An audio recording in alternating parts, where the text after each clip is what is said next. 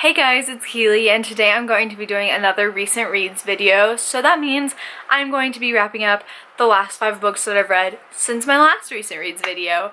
And if you were wondering, I did read 13 books in the month of June, so I had a really good reading month. So let's just get on into the books. The first book I have to talk about here is The Sun Is Also a Star by Nicola Yoon. Now, this follows 2 different people over the course of one day. So, Natasha is originally from Jamaica, and she is a Jamaican immigrant. She moved there when she was young, but they were just found out to be illegal immigrants, so they are being deported by the end of the day.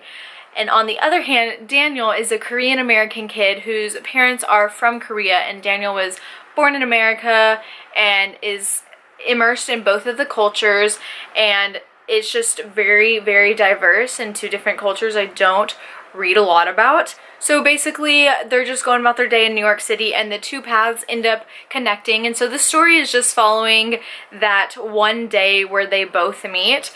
I will say that I didn't like it as much as other people did. I ended up giving this one a 3 out of 5 stars because I don't know what it is, but insta-love has been bothering me lately, which is so weird because I usually am totally for insta-love, but this just felt too insta-lovey. And then I also did not like Natasha as a character. I love Daniel a lot, but I did not like Natasha like even a little bit. So yeah, I ended up giving it 3 out of 5 stars. The next book I have is Miss Peregrine's Home for Peculiar Children by Ransom Riggs. This is the first book in this trilogy that's also getting more books later this fall. This was a reread for me. This is my favorite series other than Harry Potter, and it was just as great this second time that I've read it. If you don't know, it follows this boy named Jacob who grew up his entire life hearing these crazy stories that his grandfather was telling him about his life. When his grandfather dies in a tragic way, Jacob decides to go to the place where his grandfather lived and see what all the stories are about, and kind of just like investigate and see if there's a little bit of truth to what his grandfather was telling him. And adventures ensue, and it's great, and I love it so much. Now, this first book is a little slower, so if you haven't read it, just be aware going into it. But once again, I gave it 5 out of 5 stars. I just love this series so much, and it's just so unique, and it's just great. The next book I read was also a reread, and that is Shatter Me by Taheda Mafi. I decided to reread Miss Peregrines and read the Shatter Me series back to back because husband and wife, and I haven't finished this series yet.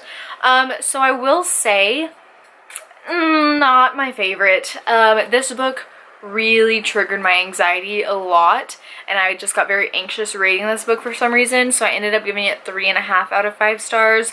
I absolutely hate Warner, and I know that everyone ends up loving him at the end, but I cannot see myself loving him because he's the reason that I was getting anxious. So I don't know.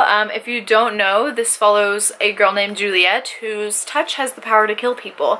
It's in a dystopian world, and I love dystopian. But yeah, I'm going to continue the series and see how I feel. But this one just, not good feelings.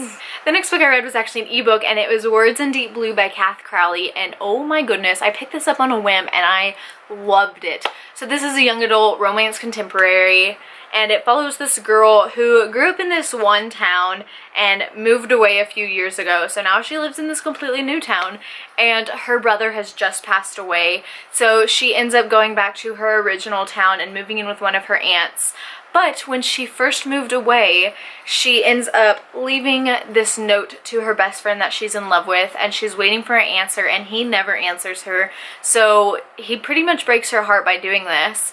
And so when she moves back, she kind of has to face that and face all of her friends that she doesn't really talk to anymore, and just that kind of thing. And the boy that was her best friend that she's in love with, his family owns a bookstore, and they have this part in the bookstore that's called the letter library, and people can leave letters and notes and like all sorts of things in the book, which is just so cool. So when she originally left, she left the note in his favorite book, which is so sweet. But yeah, it was just so cute. I loved the character so much, and I loved the idea, and I just love the setting of a bookstore, and it was great. And this is actually set in Australia, so I haven't read a lot of books in Australia, so that was really cool. I definitely gave it 5 out of 5 stars. And the last book I have to talk about is also an ebook, and that was The Curious Incident of the Dog in the Nighttime. Now, this story, like the concept is really, really interesting. It follows this autistic boy who discovers a dog in his neighborhood has been murdered, and so this book is kind of like a mystery novel, and he tries to figure out who killed the dog. I picked this one up because I saw this play in London, and it was like my favorite play ever that I saw there. It was so good. So the book was a little bit of a letdown just because the play was just top notch. So I read the book because of the play, and I finished it because of how much I enjoyed the play, but I did not really enjoy the book, and I ended up giving it 2 out of 5 stars. I'm wondering if my opinion would be different if I hadn't seen the play and if I would like the book a lot more, but because it was so much better, I didn't really enjoy the book that much. But I will say it was really interesting having an autistic narrator, because I definitely have never read anything like that before, so that was really cool and really inclusive, and I liked that. So these are some of the books that I talked about in this video. Let me know if you've read any of these and what you thought about them, and yeah, I'll see you next time. Bye!